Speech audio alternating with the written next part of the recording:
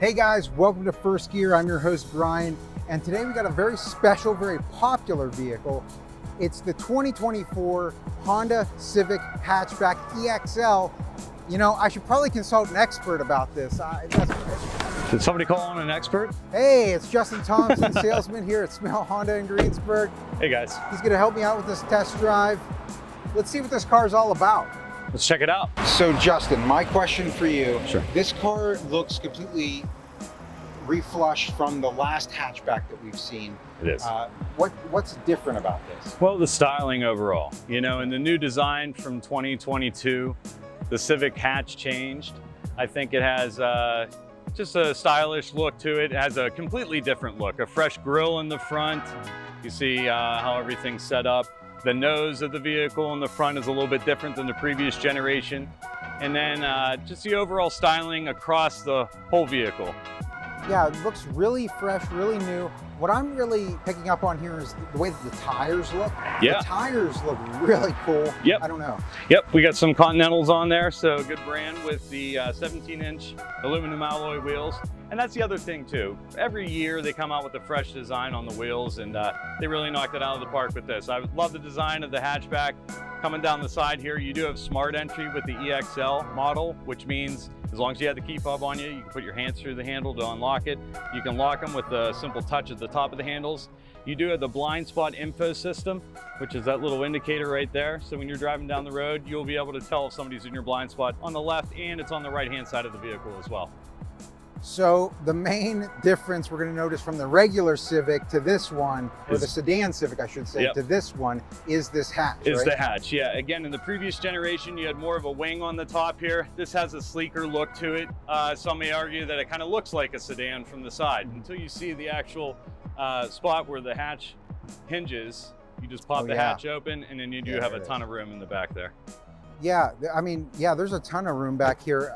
You know, I've driven a hatch for years. Mm-hmm. I absolutely love hatchbacks. It gives you extra room to fit stuff in there. And you're talking that this has more room than the other Civics as well, right? Yes, yeah, it has more cubic space than the other Civics. Oh, yep. cool, awesome. Yep. Cool. Yeah. And you have the privacy covers in the back here as well here. So whenever you have the vehicle shut and the hatch down, people can't see in the back if you got stuff and valuables in the back hatch there. It really is like a fifth door. I personally, whenever I put stuff in the trunk, I like to have a place to sit sometimes. Sure. Really nice to be able to sit back there. Absolutely, you bet. So it looks like I'm also seeing a sunroof up here. Absolutely. So same as previous generations, you're gonna have the sunroof with the EXL model. The inside, which I know we're going to get to in a second here, that's the other big change. So you had the styling of the exterior of the vehicle with the interior redesign, and that's what sets this generation apart from the previous generations for sure. Well, let's go ahead and check out the interior. I want to check out these back seats. So getting into the back seat here, I actually have a decent amount of room back here. Pretty comfortable. Let me see if we have any cup holders. Yep, we got two cup holders back here. Oh yeah. You know, pretty standard, just back seat here with perforated leather. Absolutely. A lot of leg room in the back. You know, the Civic, again, we were talking about interior cubic feet and everything. You know, each year, I think each generation especially, they kind of make it just a little bit bigger. And it's not enough to really notice from the exterior, but you feel it when you sit inside.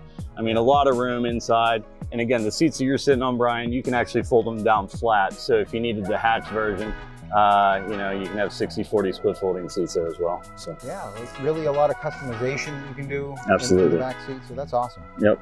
All right, let's see what's up front. All right, so we are in the interior now, and what I'm looking at is a blank screen. So I'm gonna guess that this engine start stop button is where I need to press. Just to press the brake pedal on the floor and hit the start stop button there. There you go. And that starts the vehicle up. And as long as the key fob's anywhere inside of the vehicle, Brian, you can start it up. So you can set them down here in the cup holder or wherever you want. Cool. So what I noticed here on the dashboard initially is that the dials lit up, and then the rest of it lit up. Kind of cool. Yep. Starting sequence. Yep. Well, looking over here, I'm noticing a nice large screen here, and we already have your Apple CarPlay up, right? Absolutely. Yeah, you have the radio, you have AM/FM radio, of course, with the Apple CarPlay or Android Auto integration. So right now I have that hooked up, and it's a projection of the supported applications I have on my screen. So I can go through and make any phone calls hands-free with the touch of a button right up here, the voice command button on the steering wheel. You hold that down for a few seconds until Siri comes up on your phone, and then ask her or him to call anybody in your contacts list, text message hands-free with punctuation, or use any of your navigation apps. Let me demonstrate here for you. Directions to Red Lobster. Getting directions to Red Lobster. Okay. And there we go, turn-by-turn directions. But if I don't specify the particular app that I want to use, it will just bring up my Apple Maps on command. Now, if I want to, I have Waze as a navigation app. So if I want to use that, instead of going to the touchscreen and choosing Waze and then voice commanding it in that way, you can just do this. Directions to Red Lobster using Waze. Getting directions to Red Lobster using Waze. Okay. And how simple is that? Yeah. Yep. Yeah, right Pretty up cool there. stuff, right? So you're it's not using every it. application on your phone, but it's a It's lot whatever are supported by Apple Carplay. Yep. Yeah. And if you're supposed to see one on the screen or think that you should, and you're wondering why, maybe a friend of yours or a family member has it and you don't, it might be because you have it in the iCloud on your phone and not on the actual home screen. Okay. So until it's on your home screen, that's when it gets projected up here on the screen there. So, but yeah, it's only some supported applications. Great. Well, I'm noticing just the interior here, it looks really fresh, really new. Yep. Like this hexagonal patterns across. Yeah, it's kind of like that honeycomb pattern. Yeah, I love that. They've adopted this piano black interior, and all the Hondas are starting to look this way as well. Even on the steering column, you see the piano black there too. So Yeah. really great design. It gives it a fresh new look. It's a simple look too. Mhm. You get in some of these cars and there's buttons everywhere, and you're wondering what the heck is going on, right? Yeah. Well, Honda's simplified this and just made it a very easy vehicle to operate. So you do have your heated seats, high, medium, and low for the driver and the passenger here, with all your temperature control. All you have to do is spin the dial to adjust your temperature. You have the middle one for the fan speed, and then you can choose your modes right here. What's neat is you have dual zone climate. So if I want my temperature on the passenger side different than the driver, I can do that. And if you're ever by yourself and you want to sync up the temperatures, you just hit that button. Whatever you have on your side will override the passenger. Awesome. Yep. Well, looking down here, we have our shifter. Yep. You can obviously that's pretty standard. Actually, there's something that doesn't look pretty standard here. What's L? Oh, the L's low gear. Okay. You know, a lot of vehicles still have that. That's if you're really, really in a tough situation where you're not going to be traveling very fast. You can put it in the low gear, maybe coming down, a very steep hill, Yeah. or even going up a steep hill if you have, the vehicle weighed down with a whole bunch of stuff in it. They're probably Yep. good for snow situations. And things Sure, like if you're that. not traveling too fast. Yeah. Yep. All right. Well, coming down below that, we have our econ mode.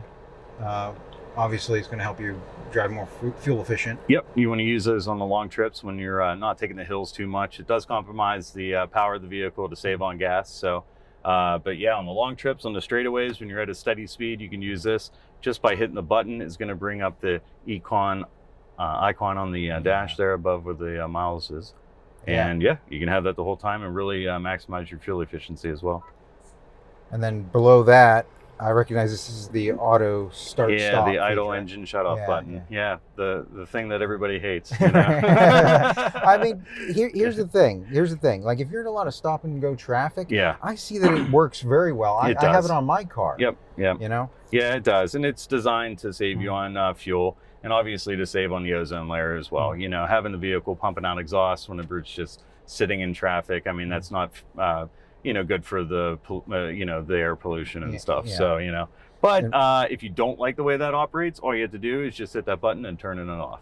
But it does store a specific amount of power to restart the engine as soon as you lift your foot off the brake and before you hit the accelerator. So, and then below that we have our parking brake, Yep. right? You just lift up on that to set it, and it will Okay. bring up the red light. To disengage it, all you have to do is to press the actual brake pedal on the floor and Yeah. press down on that same mechanism, Press Brian, down on and that will release Yeah, I it. can feel it. Here's a little fun fact. If you're buckled up and you forgot to do that, and you hit the accelerator and put it into drive, it'll release the emergency brake automatically for you. Okay. It knows that you're buckled up and ready to go. You just forgot to do that. But if you're not buckled up, it'll beep on the dash and remind you that you have to disengage the brake before you can go.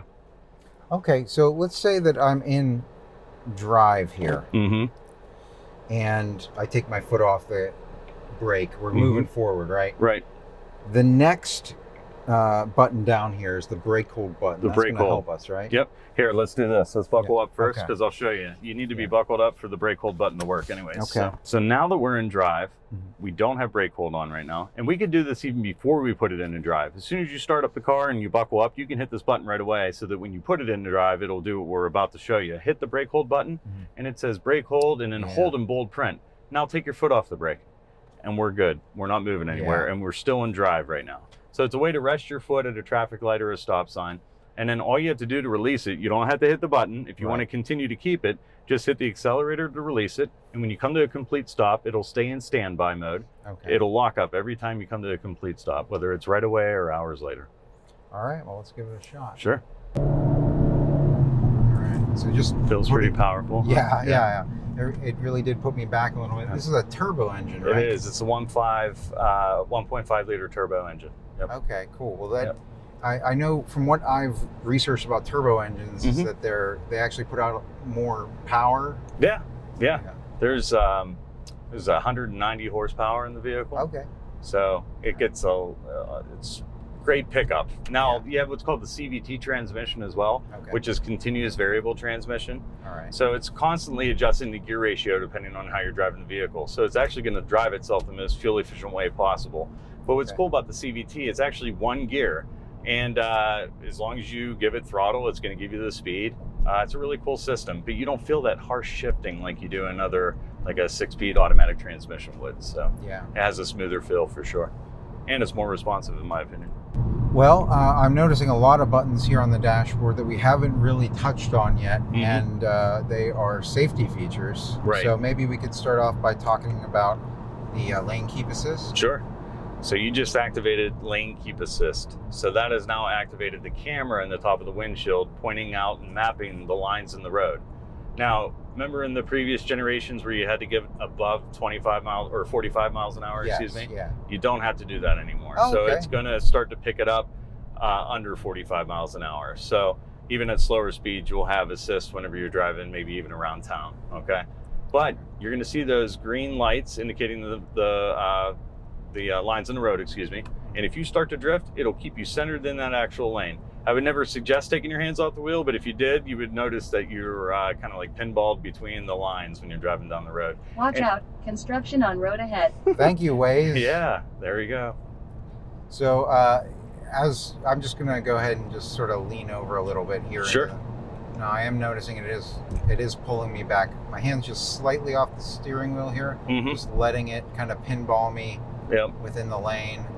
It's actually, it's telling me there to grab a hold of the steering wheel. It does. It says after a while, it will say steering required.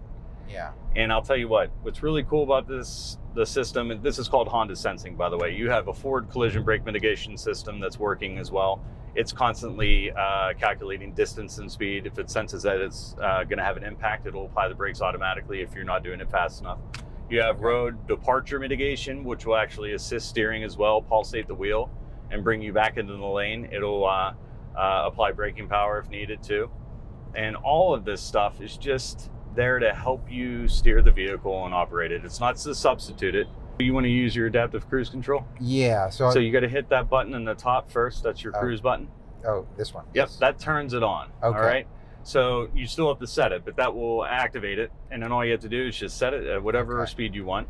And then you have the little interval button below it.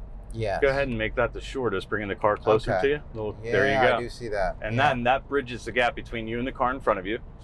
And we're in adaptive cruise right now. So we have our cruise set at 56 miles an hour. Yeah. And we'll never go faster than the car in front of us, of course, because the radar is it already has view of that car in front of us, and it will slow up automatically and keep you at a safe distance. When you get in the fast lane, nobody's in front of you, it'll pop you back up to whatever speed you had set. Okay. All right. So will this take us all the way down to 0? Yes. Yeah. Okay. Yep, it will. I'm noticing it actually slow us up right now. now. It is slowing up on its own. So you're telling me like these safety features, this Honda suite of safety features are standard in all the Hondas? Absolutely. Honda Sensing in every single trim level, even the LX model. Okay. Yep. All right, cool. So LX is still going to give you the safety features. Yep. And It's also going to give you Apple CarPlay, Android Auto, right? Yeah, you're actually going to get Apple CarPlay, Android Auto. So in the LX model, you get the forward collision brake mitigation system, you get adaptive cruise control with the low speed follow, road departure mitigation, and your lane keep assist system. All right, so we got blind spot monitoring here. If there's a car in my blind spot, I turn on that turn signal. First off, it's going to light up. But if I turn on that turn signal, it's going to blink at me and make that sound. It's going to be visual and audible. Yeah. So you can set it up that way. You can even turn that stuff off. So that's the cool thing about Honda. You can customize it to operate the way that you want. But yes, so that indicator is going to blink to let you know somebody's in your blind spot and not to move in the lane. But if you still have your turn signal on and you don't see that, it'll beep inside of the cabin for you too. So Justin, Hondas are usually known for their reliability, dependability. What is the warranty for Honda currently? So you have a 3-year, 36,000 mile comprehensive warranty. And that's going to take care of all the bells and whistles, all the computer systems. Hey, these new cars have 16 plus computer systems that drive these vehicles. So all that's covered for, again, 3 years or 36,000 miles, whichever comes first. And then your powertrain, which is your engine, drivetrain, transmission, is going to be a 5-year, 60,000 mile. And then you also have with Honda 2 years of complimentary maintenance. So your first 2 years or 24,000 miles, whichever comes first, you have your oil change, filter change, tire rotation, and your multi-point vehicle inspection redeemable at any Honda dealership. And of course, at Smail Honda, we have lifetime free inspections. All right, let's check out this backup camera, Justin. All right. I'm going to put it in reverse. Yep. We got predictive lines. Yeah, exactly. So the dynamic guidelines change color to give your projected angle and see how you can kind of like make the margins the same on both sides. So that's the widest angle view. Now you have this more straight on view. Okay. And then you actually have a straight down view. You can back right up against the curb without hitting it. Yep. Yeah, so right up to that dotted line. You actually could do that. Yep, you still have room to walk behind the vehicle. That's about where I would stop. Yep. Perfect. And that was our first drive on the 2024 Honda Civic 1.5 Turbo Hatch EXL. Hope you guys enjoyed it.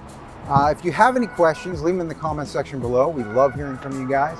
And remember to like us on Facebook, subscribe to us on YouTube, share it. We always appreciate it. Justin, if they have any questions for you, how can they contact you? Absolutely. Visit us online at smailhonda.com, and you can personally ask for me, Justin Thompson, or even stop here on Route 30 in Greensburg and take a test drive. Again, ask for me, Justin Thompson. Appreciate everything. And until next time, guys, enjoy the ride. Take care. Good job. Thanks, man.